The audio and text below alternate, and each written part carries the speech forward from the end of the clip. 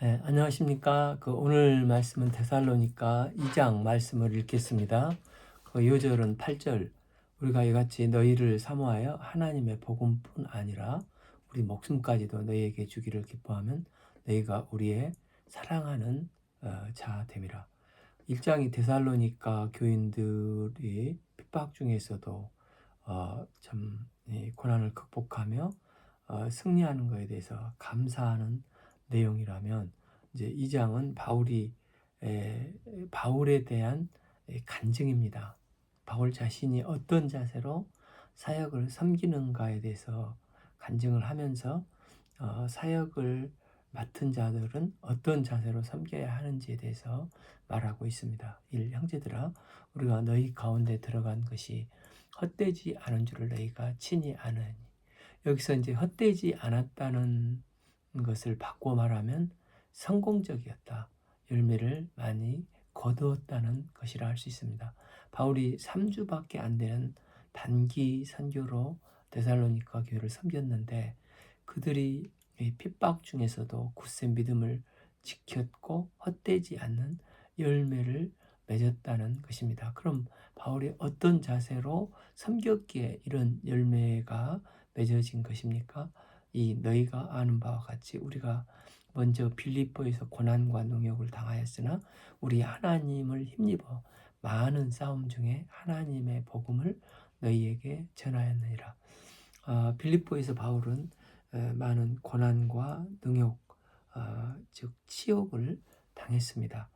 사도행전 6장 16장 22절을 보면 무리가 일제히 일어나 고발하니 상관들이 옷을 찢고 벗기고 매로 치라 하여 23 많이 친 후에 24 그 발을 차고에 든든히 채웠다고 했습니다. 바울은 이런 어려움을 당했습니다. 여기서 이제 매로 친다는 것은 회초리 정도가 아니라 채찍이나 권장 같은 것으로 바울은 매를 엄청나게 맞았고, 또 발에는 착고가 채워졌습니다. 이런 어려움이 닥치면 그걸 핑계로 내가 너무 얻어맞고 지쳐서 회복이 좀 필요하다, 좀 쉬었다면 누가 반대를 했겠습니까? 그러나 바울은 빌립보에서 나오자마자 걸어서 데살로니가까지 직선거리로 약 200km 정도를 온몸에 상투성이인데 아무런 핑계를 대지 않고 왔습니다. 데살로니가에 들어가서 복음을 전하다 또 3주 만에 쫓겨나서 베레아로 갔고, 베레아에서도 핍박을 받았지만 우리 하나님을 힘입어 많은 싸움 중에서 하나님의 복음을 그들에게 여전히 전했다고 합니다. 고린도후서 11장 23절 이하를 보면 그들이 그리스도의 일꾼이냐 정신이 없는 말을 하거니와 나는 더욱 그러하도다. 내가 수고를 넘치도록 하고 옥에 갇히기도 더 많이 하고 매도 수없이 맞고 여러 번 죽을 뻔하였으니. 우리 같으면 이렇게 몇 가지만 있으면 핑계대고 변명하면서 난 못해요 하고 중간에 포기하기 쉬웠을 것입니다. 우리 속담에도 핑계 없는 무덤이 없다는 말이 있듯이 실패할 때는 반드시 핑계가 있습니다. 그런데 바울은 아무런 핑계나 변명을 하지 않고 주님의 사역을 섬겼다는 것입니다. 누가복음 14장 16절 이하를 보면 천국잔치에 왕이 초청하지만 사람들은 핑계와 변명을 해서 어떤 사람은 밭을 샀다, 또 어떤 사람은 소를 샀다, 어떤 사람은 장가를 들었다 하면서 이 잔치에 오지 않았습니다. 핑계와 변명이 결과 얼마나 무서운 결과를 드러냅니까? 때문에 사역을 섬기면서 핑계와 변명을 하지 않아야 됩니다. 특히 핑계와 변명의 싹을 자르는 훈련을 받아야 합니다. 비록 사역을 섬기며 오해받고 너무 억울해도 사람들에게 말하지 않고 참고, 다만 하나님 전에 나가서 사무엘하 1장의 그 한나처럼 나의 나의 심정을 토로하는 것입니다. 그러면 하나님께서 위로자가 되어 주시고 또 저에게 새 힘을 공급해 주십니다. 그렇지 않고 여전히 변명과 핑계를 입에 대기 시작하면은 이제 분란이 일어나고 문제가 더 커지고 또 결국 심하면은 사역을 중단하는 경우까지 생기게 됩니다. 바울이 사역을 선한 싸움 다 싸우고 끝까지 갈 수 있었던 비결은 핑계와 변명이 없는 습관을 길렀기 때문입니다. 우리도 아무리 어려운 일이 있어도 핑계나 변명하지 않는 습관을 길러서 묵묵히 주님 앞에서 부르심을 쫓아서 끝까지 사명을 감당하는 주의 종들이 될 수 있기를 기도합니다. 3. 우리의 권면은 간사함이나 부정에서 난 것이 아니라 속임수로 하는 것이 아니라, 한마디로 바울은 편법이 없는 사역을 섬겼다는 것입니다. 여기서 하지 말라는 가지가 이제 세 가지가 나오는데, 간사함, 부정, 속임수를 하지 말라는 것입니다. 이 간사함은 사역을 섬기면서 미끼로 유혹을 하는 것인데, 우리는 미끼로 유혹을 하면 안 되고 진리의 말씀으로 생명을 인도해야 합니다. 제가 몇 년 전에 그 서울 그 친척 집에 가서 어느 교회 부근 교회 이제 주일 예배에 참석을 했는데, 이제 총동원 주일 광고를 하는데 전도를 많이 하면 동남아 여행권을 준다, 또 냉장고를 준다, TV, 핸드폰을 준다, 상품을 내거는데 좀 서로 혈안이 되어서 여행 티켓을 얻으려고 경쟁을 유도하는 것처럼 느껴졌습니다. 물론 전도를 위해서 했겠지만 이런 그 생명 역사는 미끼로 유혹하고 간사함으로 하는 게 아니라 진리의 말씀으로 인도하고 성령의 은혜를 받고 성령의 은혜를 덧입어 변화가 되어야 하는 것입니다. 또한 부정인데, 부정은 이제 불순한 동기도 되겠지만 여기서는 돈에 관한 문제입니다. 사도 바울은 예루살렘에 연보를 전달하는 과정을 볼 때도 돈 문제에 대해서는 분명히 하고, 돈에 관한 한 다른 사람이 맡겨서 관리하도록 했고 본인은 터치를 하지 않았습니다. 사도행전 20장 33절에서 에베소 이제 장로들과 헤어지면서 그는 고별 메시지에서 말했습니다. 내가 아무 은이나 금으로 의복을 탐하지 아니하였고, 34절 여러분이 아는 바와 같이 이 손으로 나와 내 동행들이 쓰는 것을 충당하였다고 고백했습니다. 사도 바울은 돈 때문에 생명 역사를 섬기지 않았다는 것입니다. 우리 사역에 꼭 필요한 자세라고 할 수 있습니다.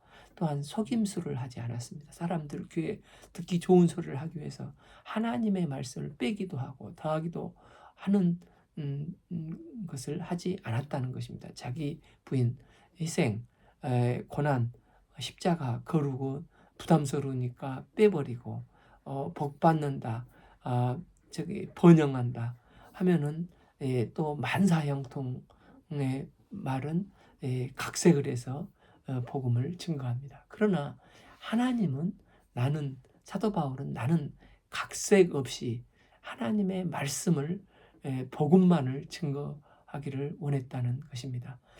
4. 오직 하나님께 옳게 여기심을 입어 복음을 위탁받았으니 우리가 이와 같이 말하면 사람을 기쁘게 하려 하며 오직 우리 마음을 감찰하시는 하나님을 기쁘게 하려 함이라.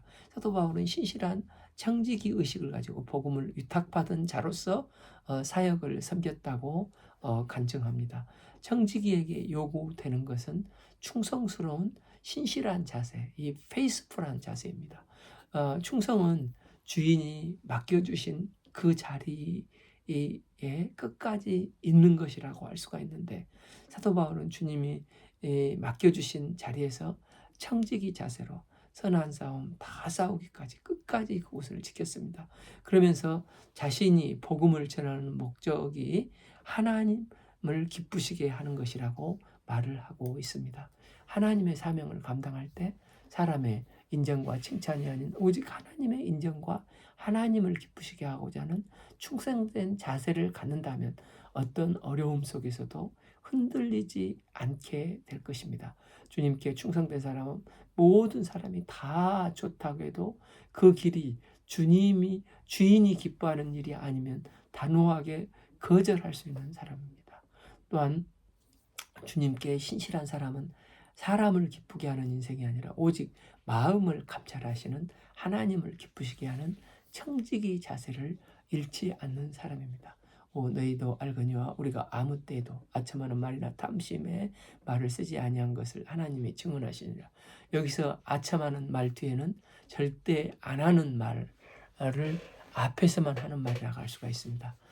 이와 비슷한 험담, 반대로 험담은 앞에서 못할 말을 뒤에서 하는 말로, 이 둘의 공통점은 표리부동하다는 것입니다. 바울은 사역을 섬기면서 이런 아첨과 험담으로 표리부동한 삶을 살지 않고 표리일치한 삶을 살았습니다. 또한 탐심은 이제 골로새서 3장 5절에서도 읽었듯이 우상숭배입니다.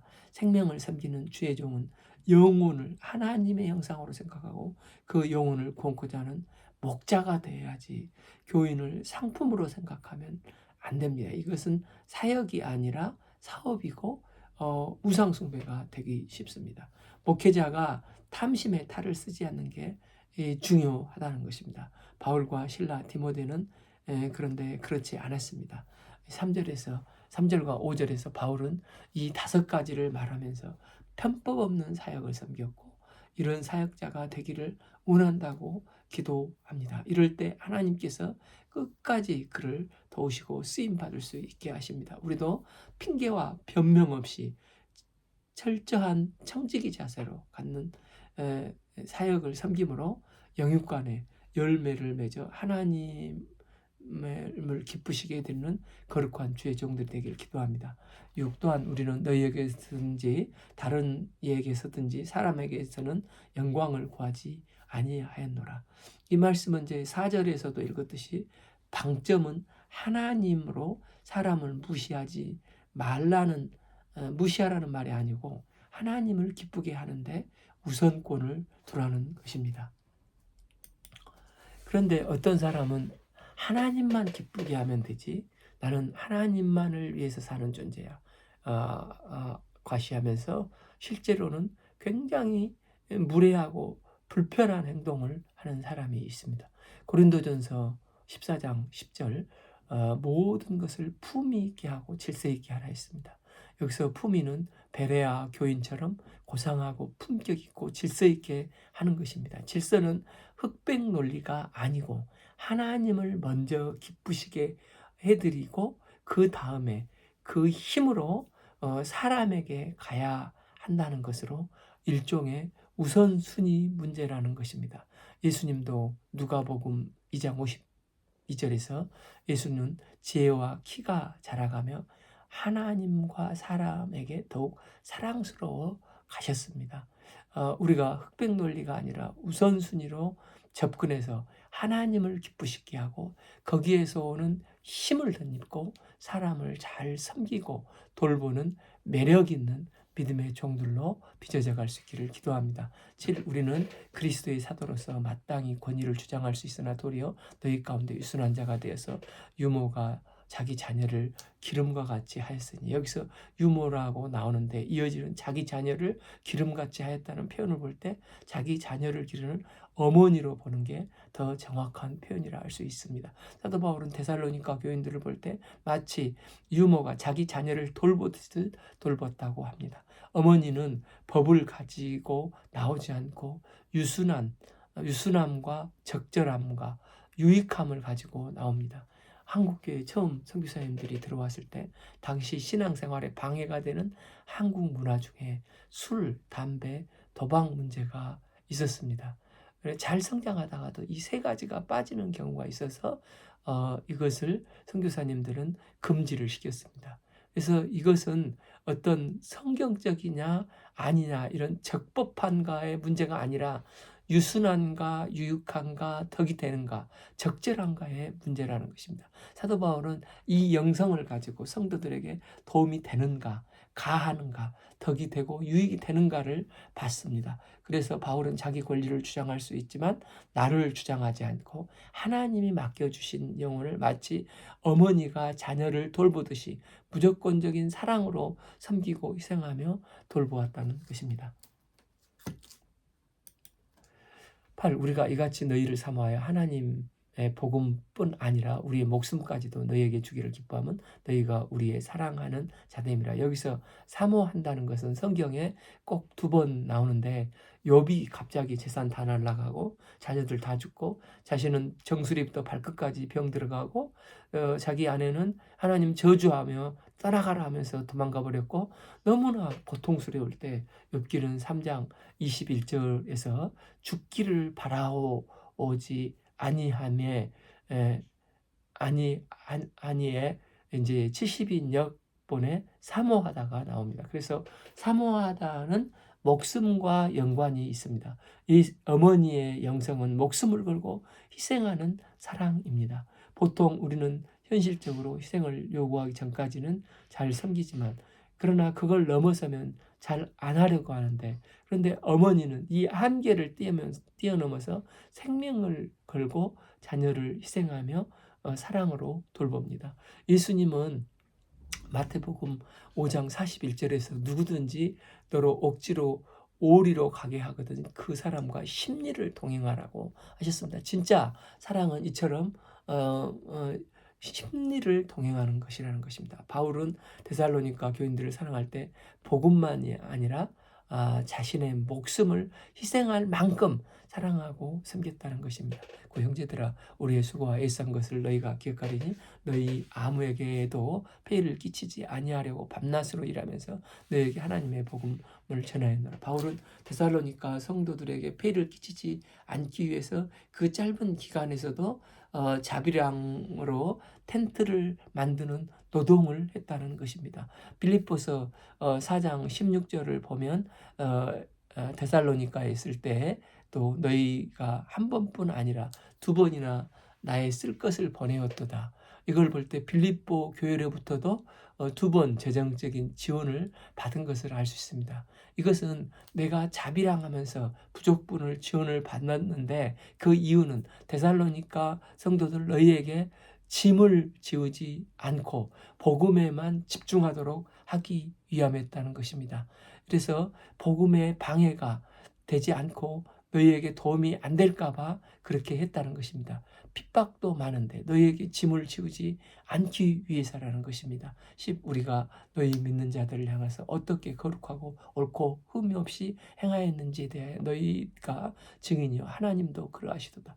반면 본문은 이것을 이제 아버지의 영성이라고 할 수가 있는데 거룩하고 옳고 흠 없이 행하였는지에 대하여는 기준을 잡아줬다고 할 수 있는데 아버지가 하는 일은 기준을 잡아주는 일입니다. 구약을 읽으면 재판이 나오는데 미슈파트라는 사법적인 정의 또 케다카라는 회복적 정의가 나옵니다. 재판을 할 때 부자라고 봐주지 말라 하고 또 반면에 출애굽기 23장 6절을 보면 너희가 가난한 자의 송사라고 정의를 굽게 하지 말고 심지어 가난한 자라도 봐주지 말라고 합니다. 그러니까 사람의 관계없이 재판은 공정해야 하는데 이게 사법적인 정의 미시파트입니다. 이게 아버지가 할 일로 정확한 말씀의 기준을 잡아주는 것입니다.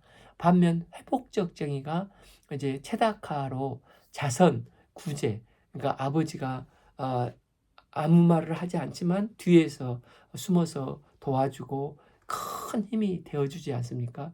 이 회복적 정의인 케다카는 하나님이 우리를 사랑하실 때 하는 방법으로 각기 종류대로 하나님께서 돕는 방법이십니다. 10일 너희도 아는 바와 같이 우리가 너희 각 사람에게 아버지가 자기 자녀에게 하듯이 권면하고 위로하고 경계하노니 12 이는 너희를 부르사 자기 나라와 영광에 이르게 하는 하나님께 합당히 행하게 하려 함이라. 여기서 권면하고 위로하고 경계하노니 이 세 가지가 나오는데 이 권면 경계는 미시파트, 위로는 회복의 정인 체다카로 아버지가 도와주는 부분을 말하고 있습니다. 누가복음 11장에서 구하면 11장 11절에서 너희 중에 아버지 된 자로서 누가 아들이 생선을 달라 하면 생선 대신에 뱀을 주며 알을 달라 하는데 정갈을 주겠느냐 하시면서 하물며 너희 하늘 아버지께서 구하는 자에게 성령을 주시지 않겠느냐. 그러니까 아버지의 회복적 정의의 티카타의 모습을 말씀하고 있습니다. 하늘에 계신 우리 아버지는 정확한 삶의 기준을 잡아주시고 또한 그 기준으로 살아갈 수 있는 회복적 정의로 위로의 힘도 주시는 분이십니다.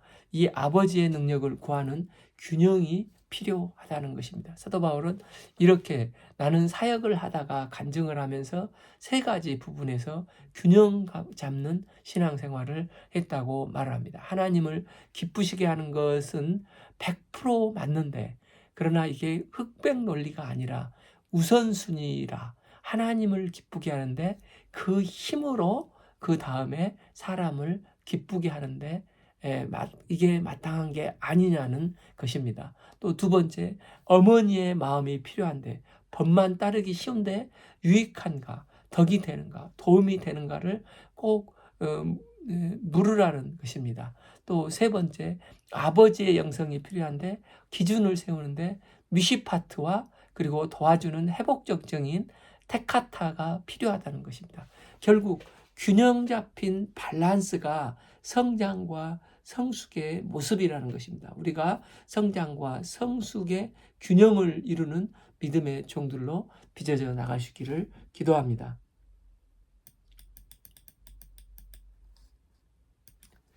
13a 그러므로 우리가 하나님께 끊임없이 감사합니다. 사도 바울은 끊임없이 중단 없이 항상 범사에 하나님께 감사하는 삶을 살았습니다. 특히 사도 바울은 데살로니가 교회를 보면서 이제 세 가지 점에서 감사하다고 하고 있습니다. 첫째로 13b 너희가 우리에게 들은 바 하나님의 말씀을 받을 때 사람의 말로 받지 아니하고 하나님의 말씀으로 받음으로 진실로 그러하도다. 이 말씀이 또한 너희 믿는 자 가운데 역사하느니라. 즉 말씀을 사람의 말씀으로 말로 받지 않고 하나님의 말씀으로 잘 받아들인 것에 대해서 감사하다는 것입니다.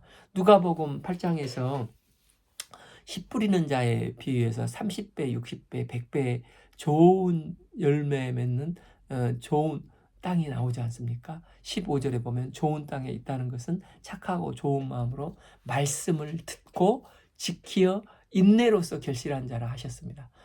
바울이 이 데살로니가 교회가 이 좋은 땅이라고 말할 수 있다는 것입니다. 왜냐하면 비록 아주 짧은 기간 선교를 했지만 핍박이 엄청났는데 그런 중에도 말씀을 붙잡고 하나님 사람의 말로 받지 않고 하나님의 말씀으로 받으면서 인내하면서 말씀에 내면화를 시키는 강력한 교회였기 때문이라는 것입니다.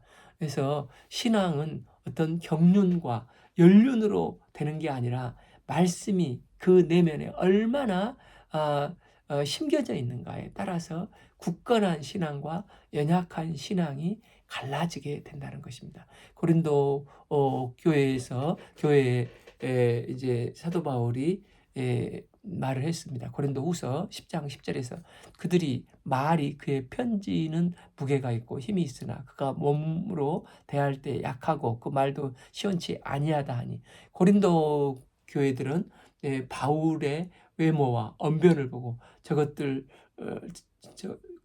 저것들을 말씀 아니야 하고 인간적으로 하나님 말씀 아니야 하면서 인간적으로 판단을 해서 장애가 되었습니다. 그래서 고린도 교회는 교회는 크지만 아무 은사와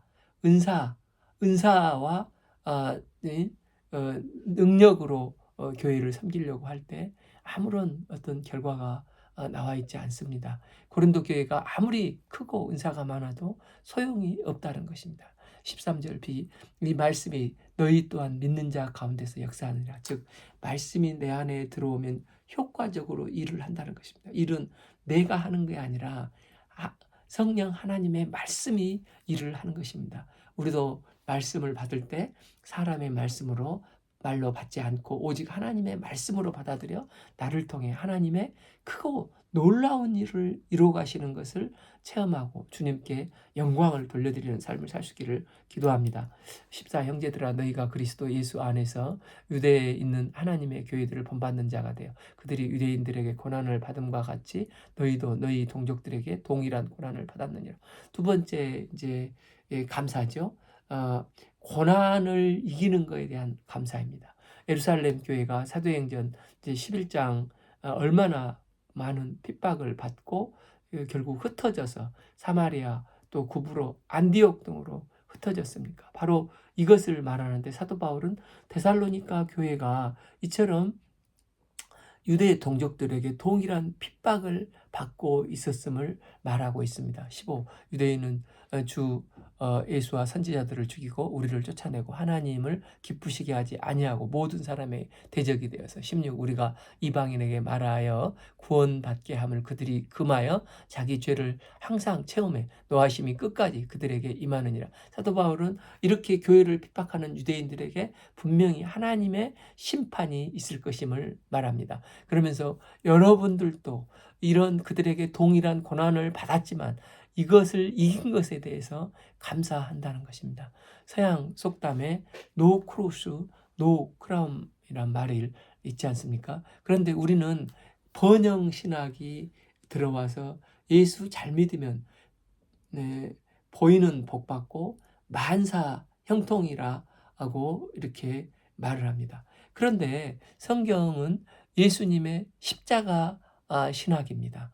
고난을 통과해서 하나님 나라를 이루어가는 게 성경적입니다. 그런데 형통 신앙만 강조하다 보면 성도들은 그런 분위기에서 성장한 성도들은 고민이 많아집니다. 나는 예수 믿고 예배드리고 매일 새벽기도 하는데 삶의 고난이 시험이 끊지지 않는 것을 보면 내 믿음이 혹시 가짜인가? 나는 분명히 예수님 믿고 성령께서 내 안에 내주에 계시는데 왜 내 삶은 이렇게 고난이 많고 힘들지? 혼자 고민을 하게 됩니다. 그러나 사실 이것은 당연한 것입니다. 경건하게 살고자 하면 핍박을 받는 것은 당연하지 않습니까? 그래서 우리 믿는 사람들은 서로 교제하며 말씀을 나누고 교제하는 게 매우 중요한 것입니다. 우리가 바울처럼 데살로니가 교회들처럼 고난을 통과하면서 하나님께서 우리에게 실력을 덧입혀 주시고 능력을 부어주사 나의 간증이 있게 하시고 최종 승리하는 십자가 신앙을 붙드는 신앙생활 하시기를 기도합니다. 그래서 고난은 디딤돌이 되어서 다 복된 것이지 결코 넘어지게 하는 게 아니라는 것입니다. 데살로니가 교인들은 말씀을 받고 고난을 이겨나가니까 바울은 감사하다 하면서도 마음이 쓰이니까 데살로니가 교회를 자꾸 방문하고 싶었던 것 같습니다. 그래서 고린도 교회 가서 처음에 늘 근심과 염려가 있었던 것 같습니다. 17. 형제들아 우리가 잠시 너희를 떠난 것은 얼굴이요 마음은 아니니 너희 얼굴 보기에 열정으로 더욱 힘썼노라. 18. 그러나 나 바울은 한 번 두 번 너희에게 가고자 하였으나 사탄이 우리를 막았도다. 바울이 데살로니가 교회를 가려고 하였으나 사탄이 막았다는 것입니다. 왜 막았을까요? 사도행전 이제 17장 2절을 보면 바울은 데살로니가에 가서 자기 관례대로 그들에게 들어가서 새 안식일에 성경을 가지고 강론을 했을 때 사탄은 또 바울이 말씀을 전할까봐 유대인들을 통해서 방해를 했습니다. 말씀이 선포되면 말씀은 성령의 검이기 때문에 권능이 있습니다. 그래서 마귀는 한 길로 왔다가 7길로 혼비백산 도망치게 됩니다. 때문에 마귀는 모든 힘을 모아서 말씀이 제대로 선포되지 못하도록 갖은 방해를 합니다. 그러나 그렇다고 못 가는 게 아닙니다. 뒤에 이제 3장에서 디모데가 남아서 그곳에서 말씀을 증거했습니다. 또한 바울 서신이 성경 말씀이 되어서 증거가 됩니다. 하나님께서 일하시지만 1차적으로 중요한 게 만나서 말씀을 증거할 때 강해지는 것입니다. 그래서 하나님의 말씀은 매이는 데까지 매이지만 하나님의 말씀은 결코 매이지 않습니다. 19. 우리의 소망이나 기쁨이나 자랑의 멜류관이 무엇이냐? 그가 강림하실 때 우리 주 예수 그리스도 앞에 너희가 아니냐? 이심 너희는 우리의 영광이요 기쁨이니. 이제 세 번째, 전도의 열매에 대해서 감사한다는 것입니다. 바울은 데살로니가 성도들을 향해서 여러분은 나의 기쁨이요 멜류관이라고 표현을 합니다. 이것을 우리가 마지막 날에 하나님 앞에 섰을 때 하나님 앞에 자랑할 것이 무엇인지를 보여주고 있습니다. 우리가 이 땅을 떠나 하나님 나라에 갈 때 우리가 가져갈 것은 아무것도 없습니다. 오직 이 땅에서 살아갈 때 나를 통로로 사용하여서 증거된 복음으로 영원히 살아난 한 영혼, 이 영혼이 하나님 나라에 가게 된 것입니다. 우리가 구원받은 후에 언제 신앙이 성장을 합니까? 우리가 줄 때부터 신앙이 성장합니다. 그래서 예수님께서 마가복음 7장 37절에서 너희가 먹을 것을 주라고 했습니다. 이렇게 주는 정신을 가질 때부터 신앙이 성장을 할 수 있기 때문입니다. 교회가 말씀을 공급하고 주기 시작할 때 생명력 있고 활성화가 되기 시작합니다. 하나님은 그의 자녀들에게 로마서 8장 32절 자기 아들을 아끼지 아니하시고 우리 모든 사람을 위해 주신 이가 어찌 그 아들과 함께 모든 것을 우리에게 주시지 아니하겠느냐. 하나님은 모든 것을 주시고 또 주시는 분이십니다. 사해와 갈릴리를 아실 것입니다. 갈릴리를 비교하면서 주고 또 주면은 갈릴리 바다가 되고 생명력이 있습니다. 그러나 안 주고 또 안 주면 죽음의 바다 사해가 되는 것입니다. 언제 우리에게 기쁨이 임합니까? 전도하고 복음을 증거할 때 성령께서 함께 해 주심으로 기쁨과 생명력이 있습니다.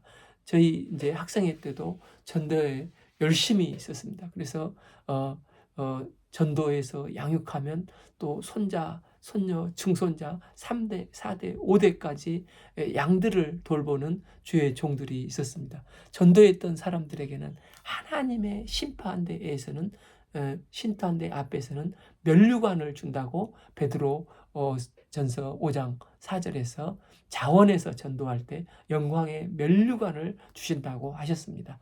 이심 너희는 우리의 영광이요 기쁨이니. 이 다니엘서 12장 3절에서도 지혜 있는 자는 궁창에 빛과 같이 빛날 것이요 많은 사람을 옳은 대로 돌아오게 한 자는 전도한 사람은 별과 같이 영원토록 빛나리라고 하는 것입니다. 우리 교회의 모든 성도들이 면류관이 넘쳐나게 받는 주의 은혜가 저희에게 임할 수 있기를 기도합니다. 결론적으로 바울은 복음을 맡은 자로서 청지기의 사명을 충성스럽게 감당했습니다.